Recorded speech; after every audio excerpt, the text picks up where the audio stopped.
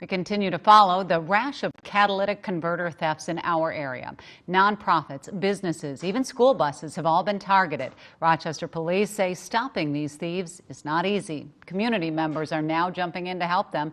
Here's ABC 6's Rachel Mills. This is a catalytic converter, and it can be found underneath any gasoline vehicle. Because of pandemic-related shortages, the precious metals inside these converters are more valuable. Thieves are able to access them fairly easily underneath the vehicles, and there's certainly a market for them out there. So your exhaust pipe comes out of your engine, flows into your converter, and then it'll flow into your muffler after that. At Watson Recycling in Oronoco, CEO Jeremiah Watson says they routinely buy used converters. I would say between 10 and 20 a day.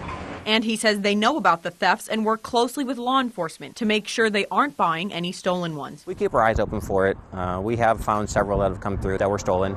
And so we do report those to the police, and then the police take it from there. Watson says an ID is required to sell a converter, and the recycling facility runs criminal checks on the sellers. They also take pictures of all converters they process. We've been the victim of thefts ourselves, so we know what that feels like, and we certainly, we do our best to try to catch the bad guys that are stealing from everyone else. Lately, buses or commercial vehicles have been the targets. They're sitting off the ground a little higher, so it's easier for them to slip underneath and get in and out quickly. Rochester Police Lt. Tom Faudskar says catching the thieves is not easy. It's a difficult problem to solve because these converters do not have any identification on them, any markings on them to identify them, from what vehicle they came from. So solving it after the fact is difficult. He says RPD has caught several catalytic converter thieves already, and they have plans to mark converters going forward, making them easier to trace. In Rochester, Rachel Mills, ABC 6 News.